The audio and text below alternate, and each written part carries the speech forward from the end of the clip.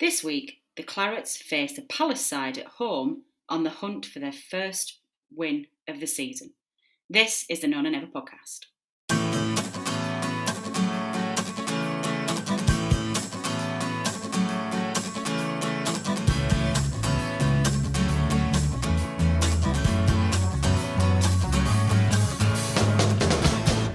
Hello and welcome to the No Never podcast. I'm your host Natalie Bromley, and joining me this week from the No Never team, the No Never team is Tom and Richard, and we are here to celebrate a win. Tom, Richard, welcome to the show. It's a happy place. God, I forgot what it was like to win. I looked it up like this morning. It's like been 4 months since we've won a league game. Unbelievable. And not just winning a game there, Richard, but actually scoring a goal as well. It was like amazing. Yeah, so early on, it was kind of like I didn't know what to do with myself. I didn't know whether to celebrate, roll about.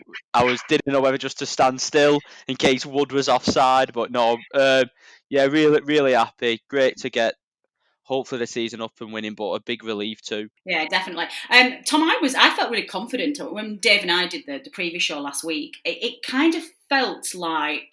Well, it just felt different to me, did this Palace game. It felt like the opening sort of 4 or 5 games of the season felt a little bit abstract. I didn't feel particularly engaged with the side. I wasn't really paying an awful lot of attention to what was going on. It was all very doom and gloom because we just didn't look ourselves.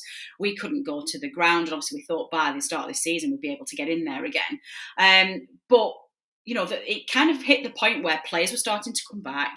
Everybody started to sort of find their feet again. Dyche was talking sense again. This whole arguments about Dyche and Garlic fighting out had gone off the press. The takeover talk had died down. And I felt really confident, especially I think when I saw that starting lineup. Did you get that same sense on Monday that this was actually the real start of our season? I have to say, before I saw the starting lineups, I wasn't that confident, to be honest, because Palace have got a good record, especially at Turf Moor. I think we've only beat them the once before when Hodgson's been manager, albeit that was in the lockdown kind of scenario as well. But yeah, the way we were playing, I mean, I could see maybe another grinding out another draw like we had at Brighton. Then me being back does make a big difference. But I wasn't that confident because of our record against Palace. But when I was sat at work at my desk at 4:30, refreshing, waiting to get the team up, and yeah, as soon as I saw no Zaha and no Barnes, I was like, oh, we might have a chance. I was well excited. Obviously, it's not the ideal circumstances for Zaha being out. Hopefully, Hodgson said he was well enough, didn't he? So touch wood, he makes a quick recovery. But he's very kind of him to have contracted the virus at this precise moment if he was going to do it. And then I think everyone has been crying out for Barnes to be dropped for a little while now. He's not looked himself. He's obviously not back to fitness and match sharpness yet. If he'd have had a pre-season, then obviously he'd probably look a different player, but we can't really afford to be letting him catch up to fitness and sharpness in these crucial games when we need to pick something up. So to see him on the bench and see Rodriguez back in the team was a big relief as well. So yeah, same as you, when the lineups came out, then I really did think we might have a chance here tonight. Yeah, definitely, and I completely echo your thoughts, and it goes without saying that Zaha, we feel really sorry that you've caught the virus, and we really hope that you A, are not particularly poorly with it, and B, get well soon. But we're so grateful that the timing came the way it was, and you know, thanks very much. Richard, there's a couple of things that Tom mentioned that I want to pick up on, namely, well, let's start with I guess Jay coming into the starting line out, and it does feel really harsh on Ashley Barnes, because Ashley Barnes will always be part of Burnley folklore and he will always be an absolute hero to us.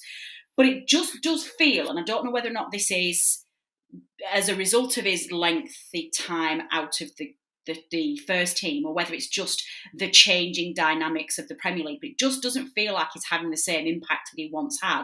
And Tom's right, we were all screaming out for Jay. Yeah, just reiterate the point you both made. Once I seen the starting 11s of both teams with the makeup of our team and having Goodmanson fit and seeing Zaha was out, that immediately gave me more confidence. I think the frustrating thing is I don't want to focus too much on Barnes because I think we've said so much about him. But for me, Rodriguez, I'd say that the second half of last season when we went on that good run was arguably our best player. I don't know if there's been fitness issues, etc., but it's been absolutely baffling that he's not been in the starting 11 when he's been playing so well. And then when you see him come on last night, start last night, I thought he was absolutely fantastic for us. Was a threat throughout, worked hard. And even in the second half, he did his defensive duties. What he does so well and what we've been missing is that link between midfield and attack. He drops in those pockets. He's technically good enough to get the ball off the midfielders. And I think he just really gives us that threat in the final third. So, yeah, really good to have him back. Obviously, Barnes is Barnes, isn't he? He is what he is. But for me, when you've got somebody of the quality and the caliber of Rodriguez, he should be starting week in, week out. For me, overall, he's our best striker. Yeah, he is. Do you think, Rich, and I think when you were talking then about reasons why Rodriguez hasn't been in the side, and you don't know whether it was fitness or whatever it was, and I caveat this by saying that this is obviously not a massive dig at Daesh. We all love him, and of course we do. But I've felt quite a few times that when up against it or when things aren't quite going his way, Daesh has a tendency to revert back to his safety zone of what he knows he can do well. Now, this isn't necessarily a criticism, guys. This isn't necessarily a bad thing. But there's been so many times over his tenure where we've been on a losing streak or players have been injured or he hasn't quite been able to get the better of his opposition manager. And he tends to fall back at type. And that's that very defensive, resilient play, doesn't want to really commit players forward, doesn't necessarily play his attacking flair players. And it felt to me, because of the start we'd had and because, all of the players that we had out, that he reverted to Barnes because that's what he knew well. Do you think that's fair? I mean, I don't know if I'm being really mean to him by saying that, but that's how it's felt to me. I was saying to my dad before the game, I think that's Dyche, in a way, his stubbornness is a big strength and a big weakness of him, if that kind of makes sense. I think, obviously, he's got a clear plan, he sticks to his guns, which is obviously beneficial in a lot of situations, but as long as Rodriguez was fit, I'd say after that Newcastle game away where it was terrible, we was just crying out for Rodriguez up front, and you look at games like, maybe West Brom, Tottenham, Brighton, where he was in the game. If we had Rodriguez on from the start, would have it made a difference to get that goal? So I fully agree with what you say, Natalie. I think Dyche sometimes is too strict. I think can be too rigid at times, even with with the formations and the team selections. But listen, credit's where it's due. Obviously, Goodmanson was fit, and if he's fit, he's an automatic pick. But credit to him, he could have carried on being stubborn just to make a point. But Rodriguez come back in and, all the better for it because we do look a much better side. Yeah, we definitely do. Tom, the other key player, I'm going to come on to Brady and Goodmanson in a minute because we've talked to death on the podcast about the winger, I'm going to put in brackets, problem. But the main change in this last couple of games that we've missed in the early start is, of course, the return of Ben Mee. We just look a completely different side when he's in that defence. And it's just, I don't know what it is. It just brings a stability to that defence. And I'm at this point now, for all of Tarkowski's flair and how an amazing defender is, and he will rightly at some point go to a hesitant to say this, bigger club than us. But for me, Ben Mee is rapidly turning into the most important player in our defence. Yeah, a bigger club than us, or West Ham, one of the two. Yeah, true. Yeah, I think Ben Mee, the word that sprang to mind when you were talking there, it was one of Dyche's favourites, automaticity. I'm not going to do it in the voice. Oh, God, yeah. He just slots in like clockwork. He's been doing it, so many years now. He knows exactly what his job is. He's brave. He puts himself on the line. He doesn't faff about. Doesn't take silly risks. He's a perfect player for our system, exactly what we need, and he makes the players around him better. I don't think it's a coincidence myself that I thought Taylor had a bit of a shaky start to the season, and I think he's had his best 2 games since Mee was back. So it's not just Tarkowski alongside him that he makes better. I think he makes Taylor on his other side better as well. Yeah, I agree. Yeah, so yeah, it can't be understated how crucial he is, and he's one of them players. You get the odd last-ditch block, the odd spectacular tackle. But a lot of the work that he does, it's the kind of work that you don't notice. It's like Joni Mitchell said, you don't know what you've got till it's gone. The team just looks a lot better with him in there. And Long's got his individual qualities and Dunn's got his individual qualities. But obviously they haven't played nearly enough in this system and they haven't perhaps got that level of ability and leadership that Mee's got. So yeah, it makes a massive difference to have him. And for a team like us who pride ourselves on clean sheets and grinding out 1-0s where we don't have a lot of goals, that's going to be crucial in a lot more games this season, I think. Yeah, no, I completely agree. And I think as well, it's just, I think there's a spine in the team that really works for me when Ben Mee's in the side, and there's sort of like there's Ben Mee in the back, there's Ashley Westwood in the middle, or, sometimes Jack Cork as well, but certainly Ashley Westwood, and then Chris Wood up front. There are three very strong players, very physically dominant players, and people who don't tend to make that many mistakes. I know we'll laugh at times because Ben Mee does have a howler in him every now and again, but generally speaking, I think when that core spine is in the side, there's just a stability there that it perhaps is missing. And I couldn't agree more about Charlie Taylor, actually. I think you forget sometimes that Charlie Taylor is still young, and Tom, it might have been you who mentioned this in a previous podcast, actually, that he is still what we call the junior, the baby out of the defence. And he did look a little bit exposed. And I think under Ben Mee's guidance, he definitely looks a more solid player. And we may as well, while we're talking about defence, let's stick with this before we go on to the wingers. Richard, 2 words. Nicholas of Pope. Actually, that's 3. But Nick Pope, oh my God. Yeah, it's fantastic last night. I think he's had little shaky moments, I think, this season where he's maybe not been quite at his best, but last night he was absolutely superb. That save he made in the last minute was I was just, my heart sank for a split second. I thought it was just going to get poked into the back of the net, and, very brave, spread himself really well. And even the save he made from, I think it was Batshuayi when McNeil played a lovely through ball to him. Was excellent, and he didn't actually have that much to do second half, as you're referring to before. I think with me back in Taki was played well. I think he didn't really have that many saves to make, but when he was called upon twice in big moments, he produced. And other than his kicking, which at times is still baffling, he has a tendency to slice a few in the air or across the ground. I think as an out and out goalkeeper, he's by far the best English goalkeeper, and yeah, he definitely come to our rescue last night. Yeah, it did. That hilariously, that beautiful through ball that McNeil did. Honestly, I think it took me, Richard, about 10 minutes to just move away from just staring at that. I think there was a period, wasn't there, where there was, I think it was within about 10 minutes that McNeil passed that through ball through that Pope had to save us. Then Gudmundsson hit the bar and just missed what should have been an absolute second goal. And I think for about 10 minutes I was just stunned, staring at the screen, just not able to pick up my phone and not even be able to do anything. It was, I've got to say, Rich, I think both of those two gave us pretty bad heart failure. Which one of the two do you think was worse? McNeil's through ball or Gudmundsson's miss? On McNeil's through ball, he just passed it straight to him.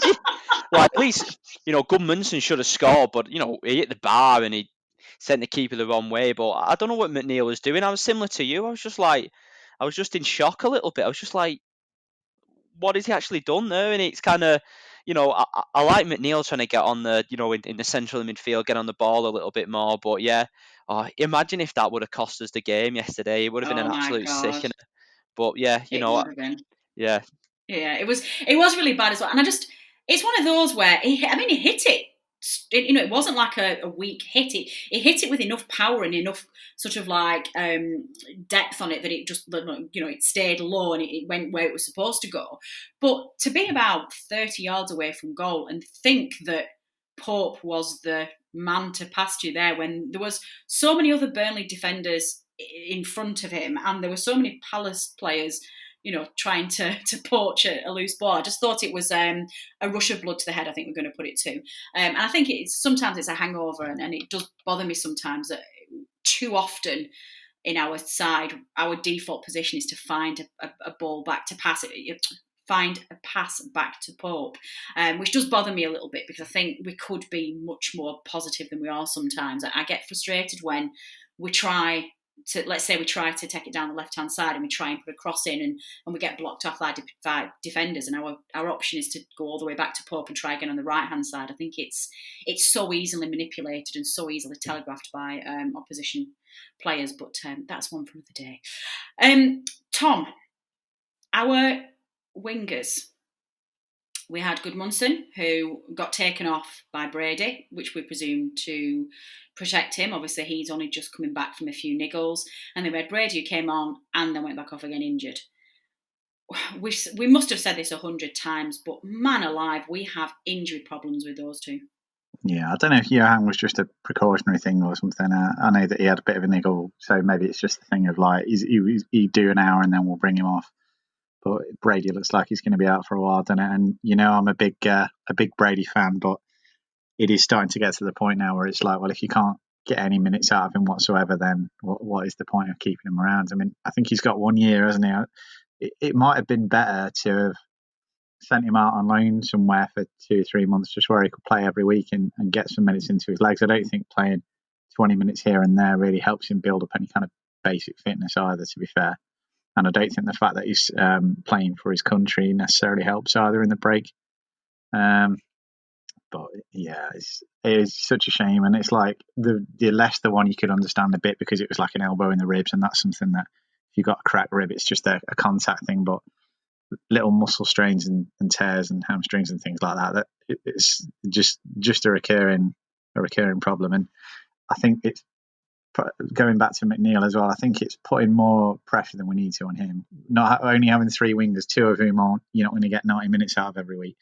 I'd love us to have one game where we could play Brady and Goodmanson for 90 and let Dwight have a rest, because I think part of the problem is he looks knackered, like physically and maybe a little bit emotionally as well. Yeah. Don't feel where his head was for that through ball, like I say.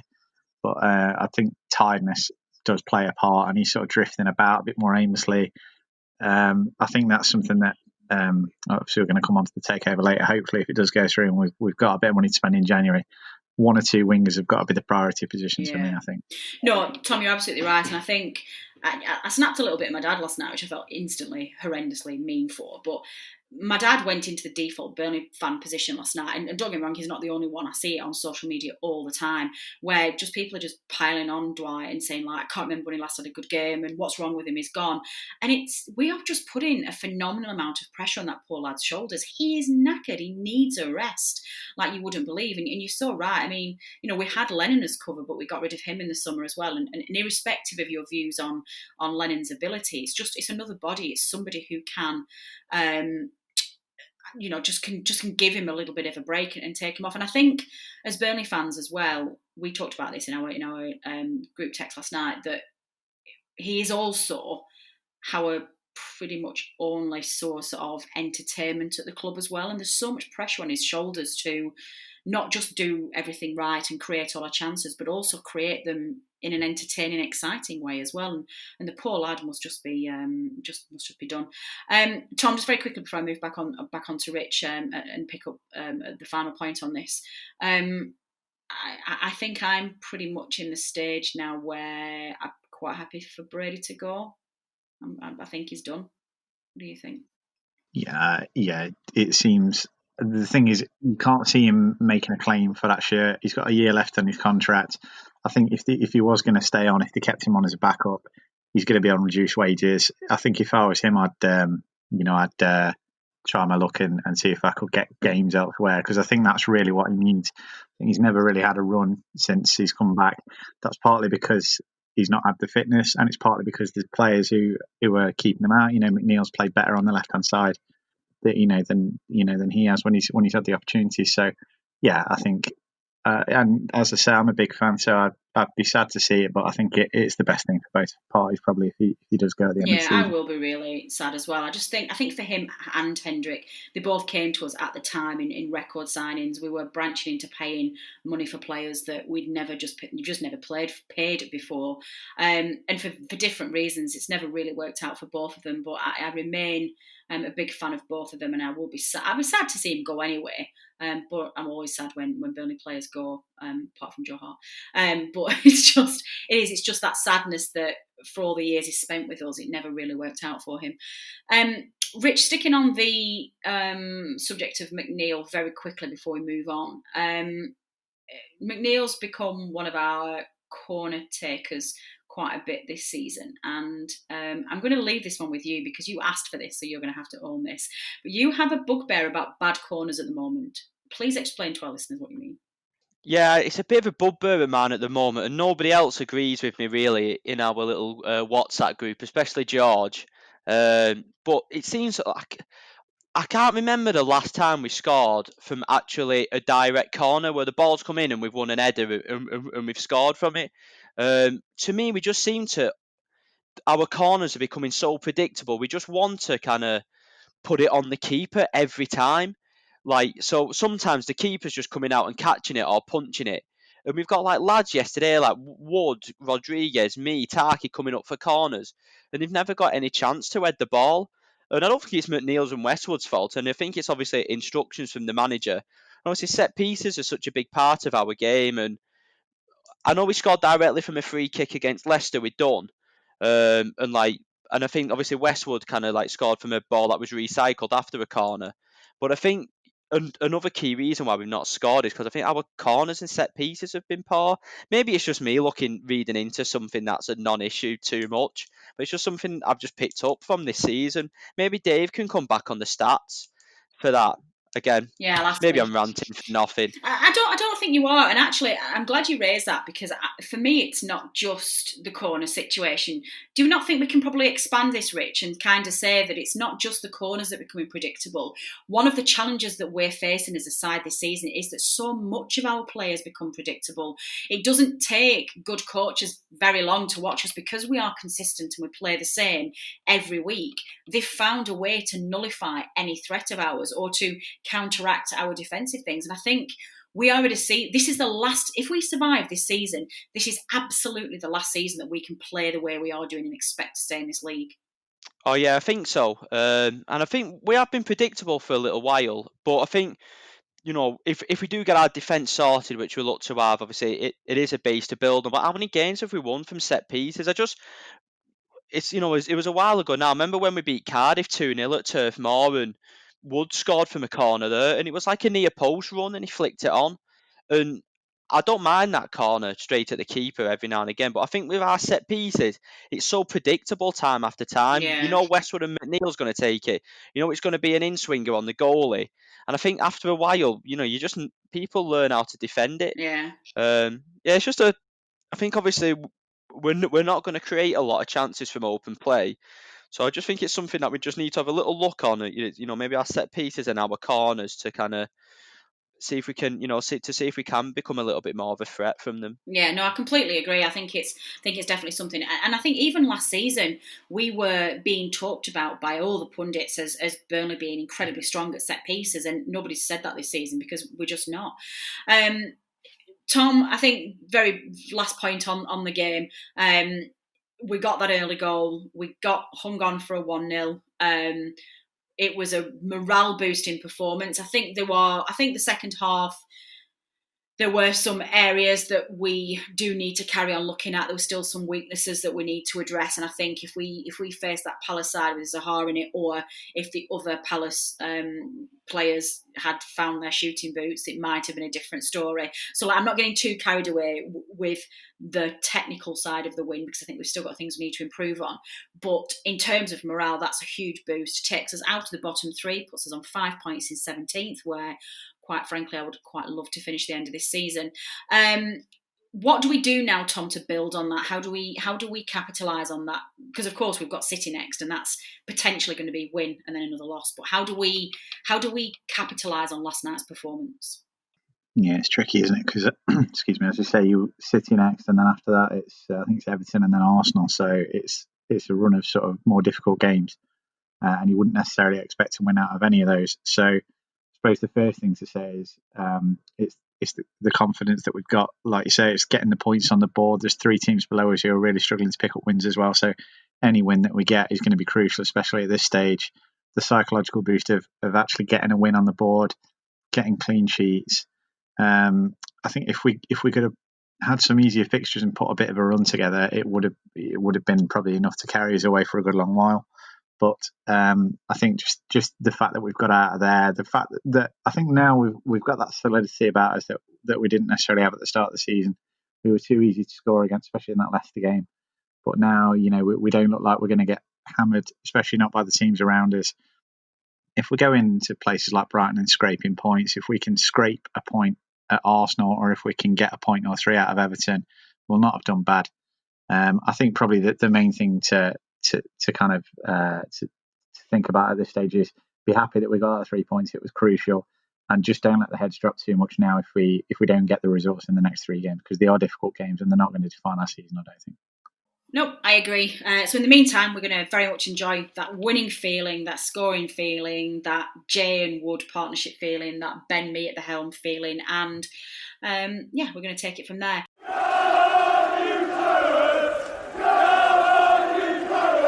Now, one of the things that I want to move on to next is something that the boys touched on earlier on, and that is the need for players and what we potentially will buy in January, and how that is going to be affected by who owns the club in January. There has been an update on this today. The Telegraph have done an update, and for those who don't subscribe to the Telegraph's paywall, I'm just going to give you a very quick summary, and they're reporting that ALK Capital, who are of course the Americans, they are moving closer to finalising a deal to buy Burnley. I genuinely thought that said Barnsley then, and I was about to go on an almighty rant, but I think it's just my eyesight. Amid optimism that a takeover by the American sports investment company could be concluded before Christmas. Alan Pace, a former president of Major League Soccer franchise Real Salt Lake, who heads up ALK, has been in dialogue with Burnley chairman Mike Garlick, and talks are now at an advanced stage. This is after months of negotiations and an extensive due diligence process.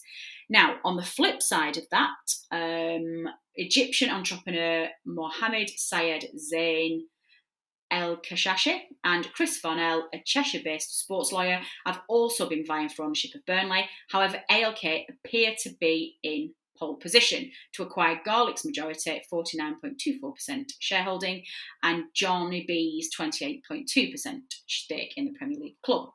Now, apparently there are still details to be ironed out, but there is quiet confidence a buyout could be completed in the coming weeks and well in advance of the January transfer window, when manager Sean Dyche will be eager to strengthen his squad.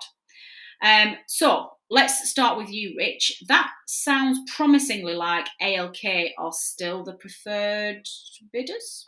Yeah, the ALK does give me a lot of optimism. Obviously, it's hard to say, and it could be eating me words, and it could turn out a disaster. But I just, for the little bits of reading I've done and little bits here and there, on Twitter, they sound quite positive. And I think a big one is that they really like Dyche, and obviously they've got a sporting background in America. I'd say the American ownership in with English clubs has been quite mixed. Obviously, Liverpool are owned by John W. Henry at the moment, who's been very good, but then you've had other owners, like Swansea, who's not done well, and they've ended up going down anyway. So there is always that risk to the investment. I prefer that much more to the Egyptian. I'm not going to try and pronounce his name. I thought you did a great job then, Natalie. And obviously, Stress. obviously Chris Farnell, who, if you speak to any Charlton fan, they kind of really talk badly about him. And I think when he went in there in the summer, it might have been difficult circumstances, but they don't speak highly of him at all. So I am positive about ALK. Hopefully, if they get taken over in December, it gives Dyche much needed funds. For me, our squad's massively short. We need new players. We're still good. As much as you got players like Goodmanson, who's fantastic, but he's not fit. Brady, Long, Dunn, lads like that. The workhorses and the triers, but especially Long and Dunn and Peters and players like that. But ultimately, then we need improvements on those players. We need a younger squad. So, and I think at the end of the day, anyway, if we don't get investment and Garlick staying in charge, it'll just end up with the inevitable of us going down, whether it's this season or the next, and Dyche leaving anyway. So I'm all for ALK taking over. It's kind of not nervous times, but maybe a bit more uncertain times. But at the same time, if we get really exciting players in and Yeah. and it takes the club to the next level, it's massively exciting. There's no reason why we can't, with Dyche at the helm, get a good recruitment model. There's no reason why we can't become a Wolves or a Leicester over time and build it where we are challenging for European spots. That's the ideal scenario. Yeah, I couldn't agree more, Rich. I really do. Tom, I think universally everybody's more in favour of ALK, but I think there's an understandable nervousness around the club coming out of local ownership, because it's been in local ownership for so many years, for pretty much all of its history, and to have Americans in there. But the Americans are the ones who I think we will probably get along with more. I think it's fair to say that there is, I think if the ALK take over, there'll be the sadness that it's not in local ownership anymore, but an excitement about what they can do. And I think there's be an eagerness to work with these owners as fans and obviously build a relationship there, like Leicester's owners did, when they came in. But if it is ending up the Egyptian consortium with Fennell who take over, there is that sadness that we're out of local ownership, and there's just a pending sense of doom that everything that we hold dear to the club's going to be ripped out. I think in that sense, I think we can be right to get excited about an ALK takeover now. It looks like it's happening. Yeah, I think you've got to look at the positives. I mean, I think we've all said previously, it's looking like at this point it's either going to be Dyche or Garlic who leaves very soon, and I think everyone would rather, out of the two, we'd rather keep Dyche. It's going to be the best for the long-term health of the club. So if you're approaching it from that kind of starting point, then you've got to be happy that we've got an owner who can potentially, as Rich says, kick us onto the next level, or at least, invest a bit more significantly in the playing squad. That's going to keep the manager happy. If we can keep him beyond the current contract that he's got, then that would be fantastic. So, yeah, if you look at it from that perspective, we've spent next to nothing in the summer transfer window. So we all know that the squad's got weak points. We all know that we need some fresh blood. We need some new players. So there's always excitement as a football club if you're bringing in new players. And let's be fair, in the last few years, we've very rarely been able to get excited about a big money sign. And even players that we've brought in who turned out to do well, or players that have brought in with little fanfare who've gone on to be good players, they've not necessarily been signings that have really got us talking. I mean, I can think of a couple, like, for example, when we signed Andre Gray, I was that excited we'd spent that amount of money on this player. I immediately got tickets for the next game, which was Bristol City away. I wasn't planning on doing that trip, but I was that excited we spent this money on this player. And the last one I can remember feeling like that about was Stephen Defoe. When we signed him, I thought, oh my God, I can't believe we've got him. But signings like that have been few and far between. And that's part of the fun of being a football fan, and supporting a club, is getting excited about these signings. They might turn out to be crap, but it's that nice, that feeling of excitement, that feeling of, I can't wait to see this guy play. I can't wait to see what he can do. And, little moments like that, maybe with a different owner, are things that we've got to look forward to. Someone with a bit more flair, someone from abroad, someone who's a bit different, and God knows that the team at the minute could do with someone who can provide something that's a little bit different at times. So, yeah, I think that's probably the most positive aspect of the new ownership for me, is thinking about what's going to happen in January, and hopefully as well thinking about what's going to happen longer term with the manager. So if you look at it through that lens, then yeah, it's not the worst thing that could happen to us, definitely. Yeah, no, it isn't. I think Harry Wilson gave me that sense of excitement in the summer when it looked like that was nearly happening before it all fell over in that ridiculous scenario we were in. And I think I'd forgotten how it felt to feel excited about a player coming in, because we've had that many depressing transfer windows back to back that you don't allow yourself to get excited about anything coming in. It's a shame really that the new owner's first transfer window will be the January one.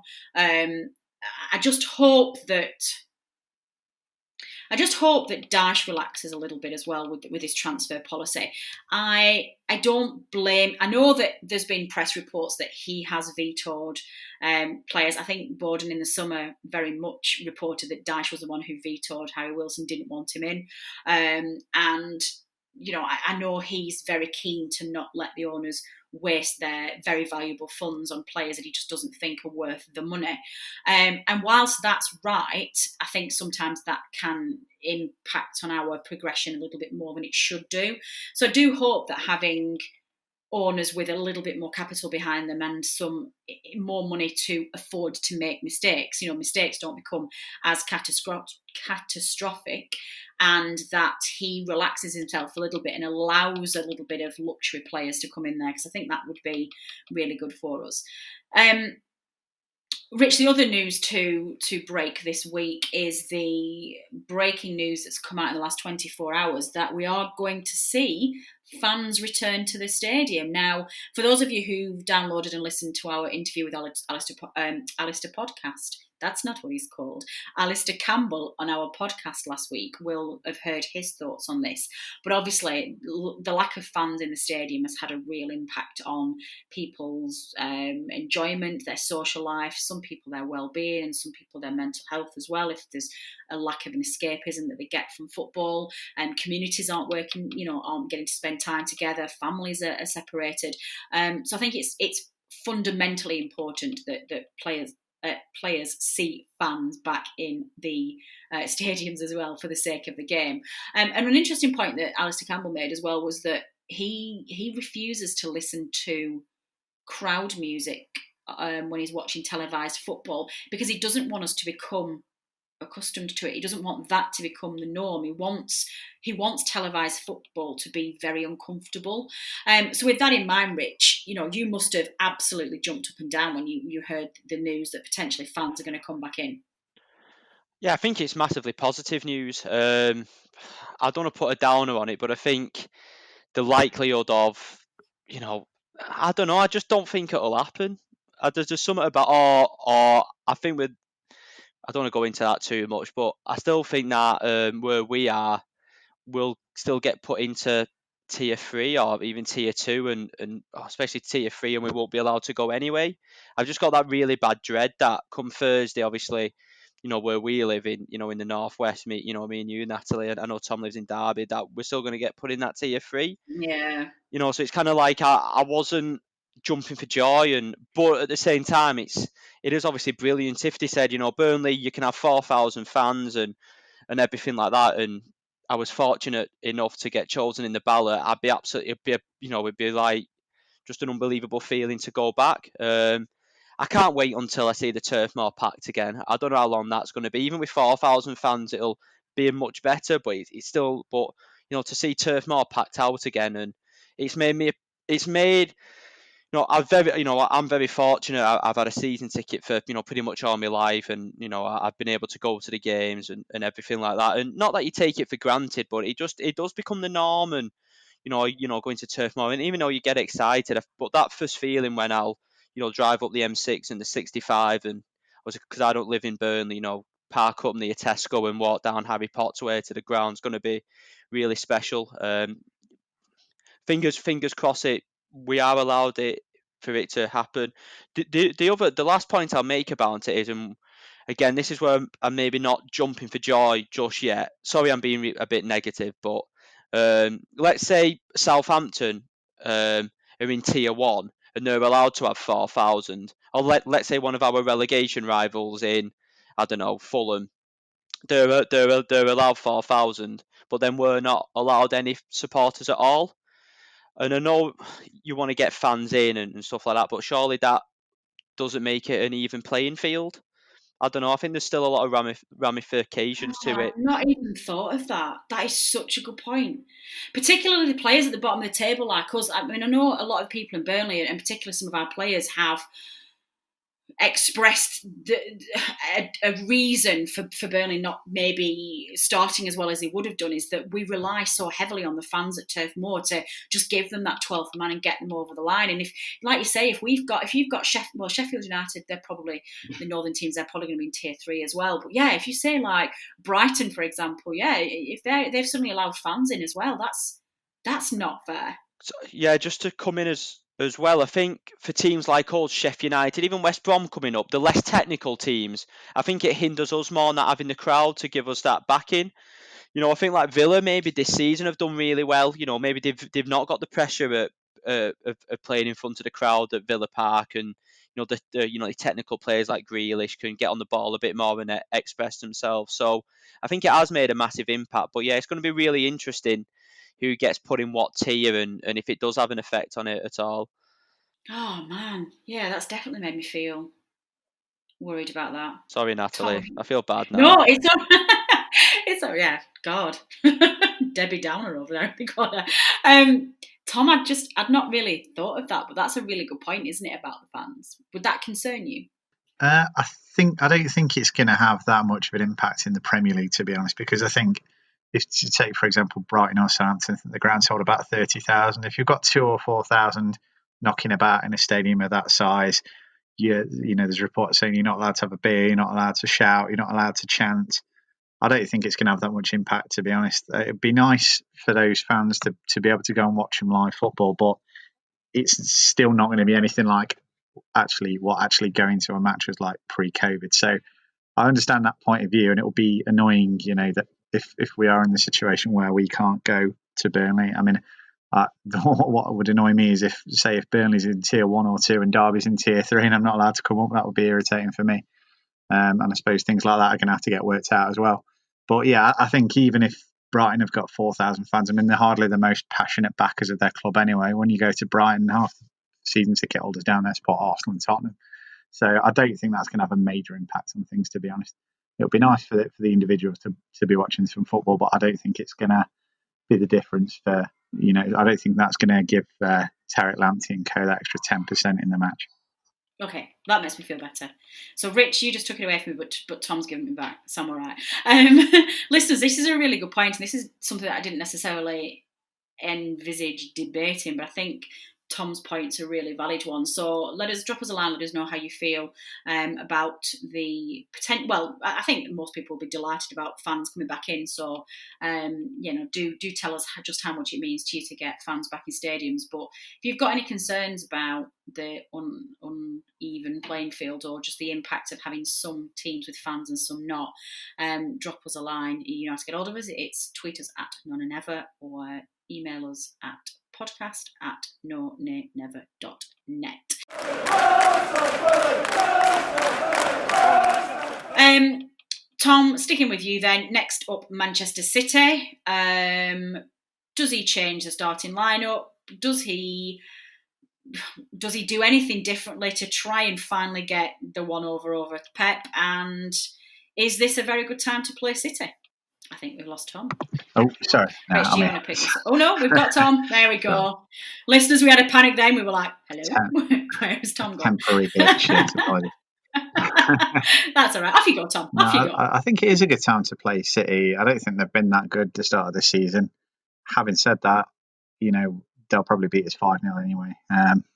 It's just, I mean, I said earlier about Hodgson having a bit of the Indian sign over Dyche. I mean, I know obviously City have got a squad that costs 100 times what ours does, but I don't think Dyche has really worked out a way to play against Guardiola. I mean, I'm not saying I expect us to go there and get anything, but it would be nice not to ship an absolute load of goals every time. So if we went there and we got a 1 or 2-0 defeat, I'd probably see that as progress, but I think it's just going to be more of the same. It's just one of them things. I mean, going back years and years, we've always had a bad record against Man City. We always get a thumping off them. When it was bloody Kevin Keegan in charge or whatever, we still always used to get battered. So I'm not. I've just written it off already. To be honest, I'm not that bothered. If we get anything, it'll be an absolute miracle. If we get beat, then let's just park it and just move on to the next one. Excellent. Tom, are you quite blasé about this as well? Or sorry, Rich even. God, I'm even getting you confused now. Rich, are you equally... Tom, Rich, whichever one of you wants to come in. Are you equally as sort of relaxed about this game? Anything's a bonus? I always have a little bit of optimism going into a game, but this is one that you look on paper and go, as Tom said, the likelihood of us getting tanked is very, very high. I think one of the reasons we struggle at City, maybe a bit technical, is we like to defend very narrow and keep the middle of the pitch tight. But City's probably the best team in the world in actually, making the pitch look big, spreading the play, getting the fullbacks forward. De Bruyne likes getting into those wide positions too and getting the balls into the box. But at the same time, they're not quite at their best. I actually see it as a bit, maybe call me negative. We've had a bit of a discussion about wingers and etc. I wouldn't actually mind seeing Peters playing instead of Goodmanson, just to give him a bit of a break. You don't you want to save Goodmanson for Everton at home the next weekend. I wouldn't be too adverse to that. Anyway, yeah, we'll see. It's going to be difficult. I wouldn't even. Yeah, like Tom said, if we keep it down to 1 and 2, because you never know, goal difference could come down to it at the end of the season for relegation. It could be that tight. So yeah, it's just a shame after we've had a win that we've not got, a decent game to follow it. But it is what it is. Everyone's got to play City away once. But yeah, not confident at all. But at the same time, you have that little bit of hope. And if you go 1-0 up, you never know. You might be able to cling on to something. Yeah, I think they're both fair things. I am quite excited about actually playing City at a time when they are the most vulnerable and things aren't quite going as well for them as they usually do. This is a tough season, and we're going to start to see the grit and determination that Pep has got and what he can instill in his players. But I think the thing that worries me about that is that Daesh always seems to crumble against City. Even when we're playing really, really well and we're flowing with confidence, Pep just gets in his head and he seems to struggle with them. So I'd be interested. I genuinely wouldn't be surprised if we got a draw at the weekend. I really wouldn't. I think it would be just wonderfully stubborn of us to get one. So let's see what happens. I think that's all we've got time for this week. It's a relatively... actually, no, there is one quick point before I go, actually. I'm going to put this to you, Rich, because I think you will quite like this. Obviously, I think it's fair to say that Turf Moor has been in the news quite a bit the last week. Now, I am not a reality show fan by any stretch of the imagination. I don't watch any of the Jungle, Strictly, anything like that. But of course, Jordan North, who listeners will know, came on our podcast just 3 weeks ago, was it now, to do a one-off special for him. And I'm pleased to say as well, didn't mention a single word that he was going into the Jungle. Have you been following it, Rich? Is it quite nice seeing Burnley thrust into the spotlight to the extent it has? I have watched it. I've not watched the last couple of episodes. It's hard work watching it every single night, especially if you've got other stuff that you want to watch. I've been watching the darts the last couple of nights, and obviously with Burnley playing last night. But I think it's great to see him on, and I think once we knew he was in the Jungle, there'd be some reference. And obviously when he did the trial and it was happy place, Turf Moor, it absolutely just blew up Twitter. What made me laugh was obviously people who had no idea what it was and spelt more like More.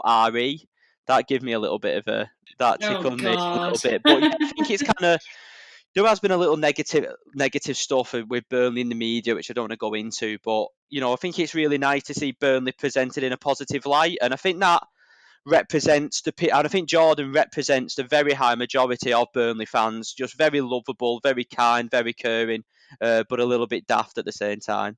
That is so true, and it is. It's. I saw. I don't know if you were watching, Tom, at the end of the game when Carragher got Jay on and made him do the interview, and he made him do the happy place, Turf Moor thing, and Jordan North just reminds me of Jay. I think it is true. It's just us, isn't it? He definitely represents Burnley folk. I like having people like him who it's not just this thing of, oh yeah, I support this team and they just kind of say it to look cool or whatever.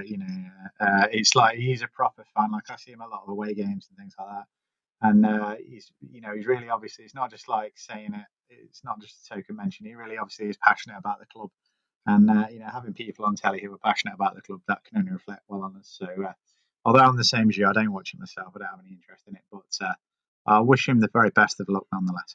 Me do too, and I'm loving as well. A quick shout out to, we do give them a hard time sometimes, but I think Burnley's media and commercial side have jumped on this and I've just put out some incredibly funny content to back him up.